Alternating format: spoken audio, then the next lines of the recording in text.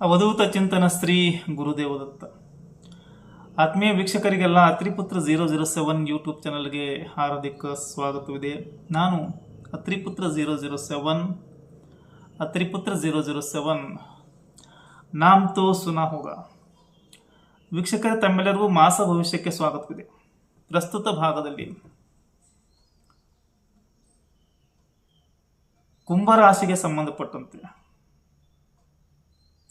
ಮೇ ತಿಂಗಳ ಮಾಸ ಭವಿಷ್ಯವನ್ನು ತೆಗೆದುಕೊಳ್ಳೋಣ. ಇಲ್ಲಿ ಉಲ್ಲೇಖಿಸಿದ ಫಲಗಳು ಸಾಮಾನ್ಯ ಫಲಗಳು, ಗೋಚಾರ ಆಧಾರಿತ ಫಲಗಳು, ಚಂದ್ರ ರಾಶಿ ಆಧಾರಿತ ಫಲಗಳು, ವೈಯಕ್ತಿಕ ಫಲಗಳಲ್ಲ. I repeat, these are the general predictions based on the present transit of planets only. These are not the individual predictions. Viewers should note down this one. ಕುಂಭ ರಾಶಿ. ರಾಶಿಯಲ್ಲಿ ರಾಹುವಿನ ಅಸ್ತಿತ್ವ ಇದೆ. ಕಳತ್ರ ಭಾವದಲ್ಲಿ ಕೇತುವಿನ ಸಂಚಾರ ಇರಲಿದೆ ಮಾಸ ಪೂರ್ತಿ. ದ್ವಿತೀಯ ಭಾವದಲ್ಲಿ ಶನೈಶ್ವರನ ಸಂಚಾರ, ಮೂರನೇ ಹಂತದ ಕೊನೆಯ ಹಂತದ ಸಾಧಿಸುತ್ತೆ. ಇನ್ನು ಪಂಚಮದಲ್ಲಿ ಗುರು, ಕೊನೆಯ ತಿಂಗಳು ಪಂಚಮ ಭಾವದಲ್ಲಿ ಗುರು ಇದ್ದಾನೆ. ಗುರುಬಲ ಇದೆ, ಸಂಪೂರ್ಣ ಪ್ರಮಾಣದ ಗುರುಬಲ ಇದೆ. ಆದರೆ ಗುರುಬಲ ಅಂತ್ಯವಾಗುವ ಒಂದು ಕೊನೆಯ ತಿಂಗಳು ಜೂನ್ 2ರಂದು ಗುರು ತನ್ನ ಉಚ್ಚ ರಾಶಿ ಕರ್ಕ ರಾಶಿಯನ್ನು ಪ್ರವೇಶ ಮಾಡ್ತಾನೆ. ಹೀಗಾಗಿ ಆಗ 6ನೇ ಭಾವಕ್ಕೆ ಬರ್ತಾನೆ. ಕುಂಭ, ಮೀನ, ಮೇಷ, ವೃಷಭ, ಮಿಥುನ, ಕರ್ಕ 6ನೇ ಭಾವಕ್ಕೆ ಬರ್ತಾನೆ. ಸೊ ಗುರುಬಲವನ್ನು ಕಳೆದುಕೋತೀರಾ. ಕೊನೆಯ ತಿಂಗಳು ಗುರುಬಲ ಇದೆ. ಮಹತ್ವದ ಕೆಲಸ ಕಾರ್ಯಗಳನ್ನ ಈಗಲೇ ಮುಗಿಸ್ಕೋಬೇಕು. ಸೂರ್ಯ ಕಳತ್ರ ಭಾವದ ಅಧಿಪತಿ ಆಗ್ತಾನೆ. ಸಂಕ್ರಮಣಕ್ಕೂ ಮುಂಚೆ ಒಂದು ರೀತಿಯ ಫಲಗಳು, ಸಂಕ್ರಮಣದ ನಂತರ ಇನ್ನೊಂದು ರೀತಿಯ ಫಲಗಳು. ಬನ್ನಿ ಗ್ರಹಗಳ ಒಂದು ಫಲಗಳನ್ನು ತೆಗೆದುಕೊಳ್ಳೋಣ. ಮೊದಲನೇ ಬಾಲಿಗೆ ವೀಕ್ಷಣೆ ಮಾಡ್ತಾ ಇದ್ರೆ ಅಂತ ವೀಕ್ಷಕರು ಅತ್ರಿಪುತ್ರ 007 ಯೂಟ್ಯೂಬ್ ಚಾನಲ್ ಸಬ್ಸ್ಕ್ರೈಬ್ ಮಾಡಿ, ವಿಡಿಯೋ ಇಷ್ಟ ಆದ ಲೈಕ್ ಮಾಡಿ ಮತ್ತು ಶೇರ್ ಮಾಡಿ. ಕುಂಭರಾಶಿಗೆ ಸೂರ್ಯ ಒಬ್ಬ ಮಾರಕ ಗ್ರಹನಾಗಿದ್ದಾನೆ. ಕಳತ್ರ ಭಾವದ ಅಧಿಪತ್ಯ ಸೂರ್ಯನಿಗೆ ನೀಡಲಾಗಿದೆ. ಬೀಯಿಂಗ್ ಎ ಮಾರಕ, ಸೂರ್ಯ ಸಂಕ್ರಮಣಕ್ಕೂ ಮುಂಚೆ ತನ್ನ ಉಚ್ಚ ರಾಶಿಯಾದ ಮೇಷರಾಶಿಯಲ್ಲಿ ಸಂಚಾರ ಮಾಡುತ್ತಾ ಪರಾಕ್ರಮ ಭಾವದಲ್ಲಿ ಸಂಚಾರ ಮಾಡ್ತಾನೆ. ತೃತೀಯ ಭಾವ ಪರಾಕ್ರಮ ಭಾವ. ಅದರ ನಂತರ ವೃಷಭರ ಸಂಕ್ರಮಣ ಆಗುತ್ತೆ. ವೃಷಭ ಸಂಕ್ರಮಣದ ನಂತರ ಸೂರ್ಯ ಸುಖ ಭಾವದಲ್ಲಿ ಸಂಚಾರ ಮಾಡ್ತಾನೆ. 7th ಲಾರ್ಡ್ ಇನ್ 4th ಹೌಸ್. ವೀಕ್ಷಕರೇ, ಪರಾಕ್ರಮ ಭಾವದಲ್ಲಿ ಸಂಚಾರ ಮಾಡುತ್ತಾ ಉಚ್ಚ ರಾಶಿಯಲ್ಲಿ ಮೇಷರಾಶಿಯಲ್ಲಿ ಸಂಚಾರ ಮಾಡುತ್ತಾ ಮಾರಕೇಶನಾದ ಸೂರ್ಯನು ಪ್ರತಿಷ್ಠಿತ ವ್ಯಕ್ತಿಗಳ ಜೊತೆಗೆ ಒಂದು ಮೈತ್ರಿಯನ್ನ ಕೊಡ್ತಾನೆ. ಇನ್ಫ್ಲೂಯೆನ್ಸೇಬಲ್ ಪೀಪಲ್, ಇನ್ಫ್ಲೂಯೆನ್ಸ್ ಇರುವಂತಹ ಪ್ರಭಾವಿ ವ್ಯಕ್ತಿಗಳ ಜೊತೆಗೆ ಒಂದು ಮೈತ್ರಿ, ಉನ್ನತ ಅಧಿಕಾರಿಗಳ ಸಂಪರ್ಕ. ಸ್ವಂತ ಪರಾಕ್ರಮದಿಂದ ಆಸ್ತಿ, ಸಂಪತ್ತು, ಧನಾರ್ಜನೆ ಸಾಧ್ಯ. ಇಲ್ಲಿ ಇನ್ನೊಬ್ಬರ ಮೇಲೆ ಅವಲಂಬಿಸಿಲ್ಲ. ಸ್ವಂತ ಭುಜಬಲ, 3ನೇ ಭಾವ ಭುಜ, ಬಾಹುಭ್ಯಾಮ್ ಅಂತ ಕರೀತಾರೆ. ಬಾಹು, ತನ್ನ ತೋಳ್ಬಲ, ಭುಜಬಲದ ಮೇಲೆ, ಸ್ವಂತ ಸಾಮರ್ಥ್ಯದ ಮೇಲೆ ಪರಾಕ್ರಮದಿಂದ ಧನಾರ್ಜನೆ ಮಾಡ್ತಾನೆ. ಪರಾಕ್ರಮದಿಂದ ಮಾತ್ರ ಭಾಗ್ಯೋದಯ ಸಾಧ್ಯ. 3ನೇ ಭಾವ ಸರಿಯಾಗಿದ್ದರೆ ಭಾಗ್ಯ, 9ನೇ ಭಾವ ಆಕ್ಟಿವ್ ಆಗುತ್ತೆ. ಪ್ರಯತ್ನ ಮಾಡಿದರೆ ಭಾಗ್ಯೋದಯ. ನೆರೆಹೊರೆಯವರ ಆರ್ಥಿಕ ಪರಿಸ್ಥಿತಿ ಸ್ವಲ್ಪ ಕೆಡುತ್ತೆ. ಅವರ ಮನೆಯಲ್ಲಿ ಸ್ವಲ್ಪ ಕಲಹಗಳಾಗ್ತಾ ಇರ್ತವೆ. 3ನೇ ಭಾವದ ಸೂರ್ಯ ಮಾರಕೇಶನಾದ ಕಾರಣ ಸಿಬ್ಲಿಂಗ್ಸ್ಗಳಿಗೆ ಒಳ್ಳೆಯದಲ್ಲ. ಉತ್ತರಾದಲ್ಲಿ ಕುಜ ಕೂಡ 3ನೇ ಭಾವಕ್ಕೆ ಬರ್ತಾನೆ. ಹೀಗಾಗಿ ಮಾಸ ಪೂರ್ತಿ ನಿಮ್ಮ ಸೋದರ ಸೋದರಿಯರಿಗೆ ಇದು ಒಳ್ಳೆಯದಲ್ಲ. ಭ್ರಾತೃಹೀನತೆ ಅಥವಾ ಇಲ್ಲಿ ಸಿಬ್ಲಿಂಗ್ಸ್ಗಳಿಗೆ ಅನಾರೋಗ್ಯತೆಯನ್ನು ಕೊಡುತ್ತೆ. ಅನಾರೋಗ್ಯ ಸಮಸ್ಯೆಗಳು, ಆಸ್ಪತ್ರೆ ವಾಸ. ಇಲ್ಲಿ ಸಾಹಸ, ಧೈರ್ಯ ವೃದ್ಧಿ ಆಗುತ್ತೆ. ಪರಾಕ್ರಮ ವೃದ್ಧಿ, ಧನಧಾನ್ಯ ಸಮೃದ್ಧಿ, ಗೋತ್ರ ಸಮೃದ್ಧಿ ಅಂತ ಬರುತ್ತೆ. ಇಲ್ಲಿ ಹಿರಿಯ ಅಣ್ಣ ಯಾರಾದ್ರೂ ಇದ್ರೆ ಅವನ ಜೊತೆ ನಿಮ್ ದುಃಖ ಆಗುವಂತ. ಹಿರಿಯ ಅಣ್ಣ ಮರಣಕ್ಕೆ ಸಮಾನ ದುಃಖ ಅವನು ನಿಮಗೆ ನೀಡ್ಬೋದು ಅಥವಾ ಅಕ್ಕನೂ ನೀಡ್ಬೋದು. ಈ ಸೂರ್ಯ ಶತ್ರುನಾಶವನ್ನು ಮಾಡ್ತಾನೆ. ಸರ್ಕಾರದಿಂದ ಲಾಭವನ್ನು ಕೂಡ ಕೊಡ್ತಾನೆ. ಕಾಮ ತ್ರಿಕೋನ ಸಕ್ರಿಯಗೊಳಿಸ್ತಾನೆ. ಹೀಗಾಗಿ ಇಲ್ಲಿ ಅತಿಯಾದ ಆಸಕ್ತಿಗಳು, ವಾಸನೆಗಳು ಪೂರ್ತಿಗೊಳ್ತವೆ. ಆದರೆ ಅತಿಯಾದ ಧೈರ್ಯ ಅನಾಹುತಕ್ಕೆ ಆಹ್ವಾನ. ಸೂರ್ಯ ಇಲ್ಲಿ ನಿಮಗೆ ತುಂಬಾ ಬಲಿಷ್ಠನನ್ನಾಗಿ ಮಾಡ್ತಾನೆ. ಹೀಗಾಗಿ ಅತಿಯಾದ ಧೈರ್ಯ ಬಂದ್ಬಿಡುತ್ತೆ. ಇನ್ನು ಸಂಕ್ರಮಣದ ನಂತರ ವೃಷಭ ರಾಶಿಗೆ ಸೂರ್ಯ ಹೋದಾಗ ಒಂದು ರೀತಿಯ ಕುಟುಂಬದ ಸದಸ್ಯರೇ ನಿಮ್ಮನ್ನು ಮಾನಭಂಗಗೊಳಿಸಲು ಪ್ರಯತ್ನ ಪಡ್ತಾರೆ. ಯಾವುದೋ ಒಂದು ವಿಚಾರಕ್ಕಾಗಿ, ಕುಟುಂಬದ ಯಾವುದೋ ಒಂದು ಆಸ್ತಿ ಇರಬಹುದು, ಯಾವುದೇ ಒಂದು ವಿಚಾರಕ್ಕಾಗಿ. ಇಲ್ಲಿ ಸೂರ್ಯ ನಿಮ್ಮನ್ನು ಜಿಪುಣನನ್ನಾಗಿ ಮಾಡ್ತಾನೆ. ಯಾವುದಕ್ಕೂ ಖರ್ಚು ಮಾಡಲ್ಲ. ಕೇವಲ ಸಂತಾನದ ಚಿಂತೆ ಒಂದು ಸೂರ್ಯ ಕಳಿಸ್ತಾನೆ. Because 4th house is 12th house to the 5th house.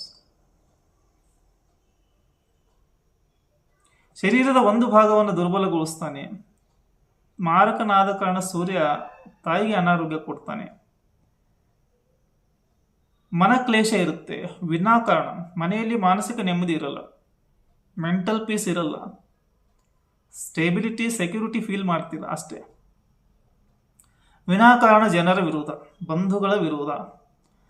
ಎಲ್ಲಿ ಯಾರಾದರೂ ತನ್ನ ಜನ್ಮಸ್ಥಳದಲ್ಲಿದ್ದರೆ ಸೂರ್ಯ ನಕಾರಾತ್ಮಕ ಫಲಗಳನ್ನು ಕೊಡ್ತಾನೆ. ಹಣಕಾಸಿನ ಸಮಸ್ಯೆ ಸ್ವಲ್ಪ ಪ್ರಮಾಣದಲ್ಲಿ ಕೊಡ್ತಾನೆ. ಇನ್ನು ಕೆಲವರಿಗೆ ಪಿತ್ರಾರ್ಜಿತ ಆಸ್ತಿ ಸಿಕ್ಕಿದ್ರೆ ಈ ಸಮಯದಲ್ಲಿ ಅದರ ಸ್ವಲ್ಪ ಭಾಗವನ್ನು ವ್ಯಯ ಮಾಡಬೇಕಾಗ ಖರ್ಚು ಮಾಡಬೇಕಾಗಿ ಬರುತ್ತೆ. ಯಾರಿಗಾದ್ರೂ ತಂದೆ ಇದ್ರೆ ತಂದೆ ಜೊತೆ ವೈಮನಸ್ಸು, ಒಂದೇ ಮನೆಯಲ್ಲಿದ್ದರೆ ಅಪ್ಪ ಮಗನಿಗೆ ಆಗಿ ಬರಲ್ಲ, ಬೇರೆ ಕಡೆ ವಾಸ ಮಾಡಬೇಕು ಅಂತ ಅನಿಸುತ್ತೆ, ಅಪ್ಪನ ಜೊತೆ ಇರೋಕ್ಕೆ ಮನಸ್ಸೇ ಬರಲ್ಲ. ಬುಧ ಆರಂಭದಲ್ಲಿ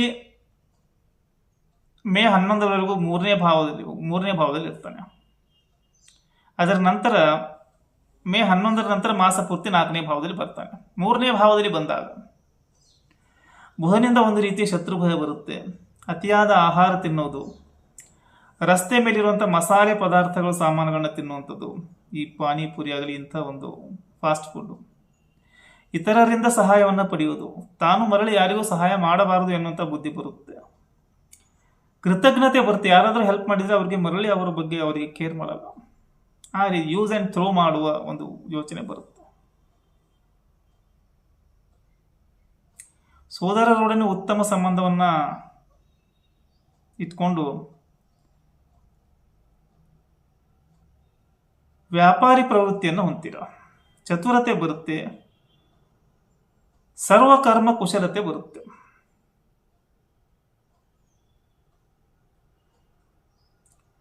ಹತ್ತಿರದ ಸಂಬಂಧಿಗಳ ಜೊತೆ ಅಷ್ಟೊಂದು ಹೊಂದಾಣಿಕೆ ಇರಲ್ಲ.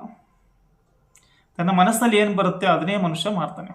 ಈ ರೀತಿ ಬುಧ ಇದ್ರೆ ಮೇ 11ರಂದು ಬುಧ ರಾಶಿ ಪರಿವರ್ತನೆ ಆಗುತ್ತೆ, 4ನೇ ಭಾವಕ್ಕೆ ಬರ್ತಾನೆ. ಇಲ್ಲಿ ಪಶು ಉತ್ಪನ್ನಗಳಿಂದ, ಹೈನುಗಾರಿಕೆಯಿಂದ ಲಾಭ ಇದೆ. 4ನೇ ಭಾವಕ್ಕೆ ಬಂದಾಗ ತಾಯಿ, ಮಾತೃ ಮತ್ತು ಮಾತೃವಂಶ ಇವರ ಆರೋಗ್ಯ ಮತ್ತು ಇವರ ಆರ್ಥಿಕ ಸ್ಥಿತಿಗತಿಗಳನ್ನು ನಾಶ ಮಾಡ್ತಾನೆ. ಮಾತೃವಂಶ ದುರ್ಬಲಗೊಳ್ಳುತ್ತೆ. ವಿದ್ವಾಂಸರ ಜೊತೆ ಒಡನಾಟ, ಕೆಲವರು ಹಸ್ತವಿದ್ಯೆಯನ್ನು ಕಲಿತಾರೆ. ಬುಧ 4ನೇ ಭಾವದಲ್ಲಿ ಬಂದಾಗ ಇಂಥ ವಿದ್ಯೆಗಳು ಒಲಿತವೆ. ವಾಹನ ಸೌಖ್ಯನೂ ಇರುತ್ತೆ, ಆದರೆ ಸ್ವಲ್ಪ ಎಚ್ಚರಿಕೆಯಿಂದ ಇರಬೇಕು. ತೋಟಗಳಿಂದಲೂ ಕೂಡ ಲಾಭ ಇದೆ, ಕೃಷಿಯಿಂದ ಲಾಭ ಇದೆ, ಭೂಮಿಯಿಂದ ಲಾಭ ಇದೆ, ಧನ ಸಂಪತ್ತನ್ನು ಗಳಿಸುವ ಯೋಗ, ವಾಹನ ಲಾಭ ಇದೆ, ಸಂಗೀತ ಮತ್ತು ನೃತ್ಯದಲ್ಲಿ ಕಲೆಗಳಲ್ಲಿ ಆಸಕ್ತಿ ಬರುತ್ತೆ. ಇನ್ನು ಕುಜ ವೀಕ್ಷಕರೇ, ಕುಜ ಮೇ 14ರವರೆಗೂ 3ನೇ ಭಾವ, ಅದರ ನಂತರ 4ನೇ ಭಾವದಲ್ಲಿ ಸಂಚಾರ ಮಾಡ್ತಾನೆ. ಮೇ 14ರವರೆಗೂ 2ನೇ ಭಾವ, ಅದರ ನಂತರ ಕುಜ 3ನೇ ಭಾವಕ್ಕೆ ಸಂಚಾರ ಮಾಡ್ತಾನೆ.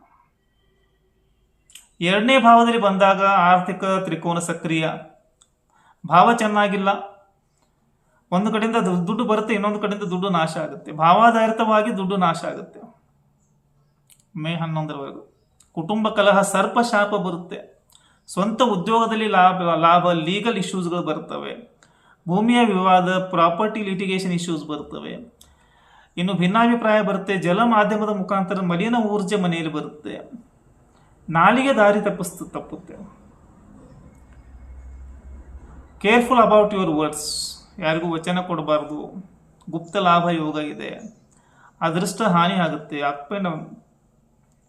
ಉತ್ತರಾರ್ಧದಲ್ಲಿ ಮೇ 11ರ ನಂತರ 3ನೇ ಭಾವಕ್ಕೆ ಕುಜ ಬಂದಾಗ, third house 10th lord in third house, ಪರಾಕ್ರಮದಿಂದ ಭಾಗ್ಯೋದಯ, ಈಗಾಗಲೇ ತಿಳಿಸಿರುವಂತೆ ಭ್ರಾತೃಗಳಿಗೆ ಹಾನಿ, ಅನಾರೋಗ್ಯ, ಸ್ವಂತ ಪರಾಕ್ರಮದಿಂದ ಭಾಗ್ಯೋದಯ, ಕಾಮ ತ್ರಿಕೋನ ಸಕ್ರಿಯ ಇರೋದ್ರಿಂದ ಇಂಟೆನ್ಸ್ ಡ್ಯಾಶ್ ಡಿಸೈರ್ಗಳು ಪೂರ್ತಿ ಆಗ್ತವೆ. ಆದರೆ ಇಲ್ಲಿ ಅತಿಯಾದ ಧೈರ್ಯ ಅನಾಹುತಕ್ಕೆ ಕಾರಣ, ಭಯರಹಿತ ಜೀವನ, ಪಾರ್ಟ್ನರ್ಶಿಪ್ನಲ್ಲಿ ಲಾಭ, ಇಲ್ಲಿ ಮಾರಕತೆ ಬಾಧಕತೆ ಇಲ್ಲ, ಹೀಗಾಗಿ ಶುಭ ಫಲಗಳು ನಿಶ್ಚಿತವಾಗಿ ಸಿಗ್ತವೆ.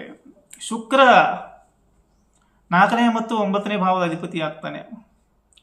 ಆರಂಭದಲ್ಲಿ ಮೇ 14ರವರೆಗೂ ಶುಕ್ರ 4ನೇ ಭಾವದಲ್ಲಿ ಸಂಚಾರ ಮಾಡುತ್ತಾ ಧನಲಾಭ, ಕುಟುಂಬ ಸೌಖ್ಯವನ್ನು ಕೊಡ್ತಾನೆ, ಶಾಂತಿ, ನೆಮ್ಮದಿ, ಮೆಂಟಲ್ ಪೀಸನ್ನು ಕೊಡ್ತಾನೆ, ಸ್ಥಿರಾಸ್ತಿ ವೃದ್ಧಿಯನ್ನು ಮಾಡ್ತಾನೆ, ಎಂಟರ್ಟೈನ್ಮೆಂಟ್, ಎಂಜಾಯ್ಮೆಂಟ್ ಪಕ್ಕಾ ಇದೆ, ಇನ್ನು ಸೆಕ್ಯೂರ್ಡ್ ಲೈಫನ್ನು ಶುಕ್ರ ಕೊಡ್ತಾನೆ, ಸೇಫ್ ಲೈಫನ್ನು ಕೊಡ್ತಾನೆ, ಭಯರಹಿತ ಭೋಗ ವಿಲಾಸ ಜೀವನವನ್ನು ಶುಕ್ರ ಕೊಡ್ತಾನೆ, ಒಂದು ನೆಮ್ಮದಿ ಸಮಾಧಾನ ತಿರುಗಿ ಮರಳಿ ಬರ್ತಾ ಇದೆ, ಆಭರಣ ವಸ್ತ್ರ ಖರೀದಿ ಯೋಗ ಇದೆ.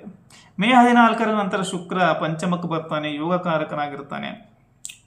ಅದೃಷ್ಟದಲ್ಲಿ ಸ್ವಲ್ಪ ಏರಿಳಿತ ಬಂದರೂ ಕೂಡ ಪೋಷಕರ ಆರೋಗ್ಯದಲ್ಲಿ ಏರುಪೇರನ್ನು ಕೂಡ ಕೊಡ್ತಾನೆ. ಲಕ್ ಫ್ಯಾಕ್ಟರ್ ಫ್ಲಕ್ಚುಯೇಷನ್ ಆಗುತ್ತೆ, ಸಂತಾನದ ಜೀವನದಲ್ಲಿ ಅಪ್ ಆ್ಯಂಡ್ ಡೌನ್ ಆಗುತ್ತೆ, ಮತ್ತು ಅವರ ನಡವಳಿಕೆ ರಹಸ್ಯಾತ್ಮಕವಾಗುತ್ತೆ. ಭೌತಿಕ ಜೀವನದಲ್ಲಿ ಹೆಚ್ಚು ಆಸಕ್ತಿಯನ್ನು ಪಡ್ಕೋತಾರೆ. ಯಂತ್ರ ಮಂತ್ರ ತಂತ್ರಗಳು ಒಲಿತಾವೆ, ಸಕಾಲಕ್ಕೆ ಉಪಯೋಗಕ್ಕೆ ಬರೋದು ಸ್ವಲ್ಪ ಕಷ್ಟ ಆಗುತ್ತೆ. ರಾಶಿಯಲ್ಲಿ ರಾಹು ಇದ್ದಾನೆ, ಮೊಣಕಾಲು ಕೆಳಗಡೆ ನೋವು, ಕಾಲುಗಳ ಸೊಂಟದ ಕೆಳಗಿನ ಭಾಗ ದುರ್ಬಲ. ಕಳತ್ತರದಲ್ಲಿ ಕೇತುವಿನ ಸಂಚಾರ, ಸಂಗಾತಿಯಿಂದ ಐಸೋಲೇಟೆಡ್ ಆಗ್ತೀರಾ. ಮಾರಲಿ ಆರ್ ಲೀಗಲಿ ಇಲ್ಲ, ಮಾರಲಿನೇ ಜಾಸ್ತಿ. ಸೆಕೆಂಡ್ ಹೌಸಲ್ಲಿ ಸ್ಯಾಟರ್ನ್ ಶನೇಶ್ವರ ಇದ್ದಾನೆ. ಸೊ ಶನಿ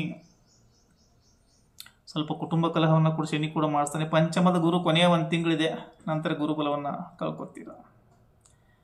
ವಿಡಿಯೋ ಇಷ್ಟ ಲೈಕ್ ಮಾಡಿ ಮತ್ತು ಶೇರ್ ಮಾಡಿ. ಶ್ರೀ ಗುರುದೇವ ದತ್ತ.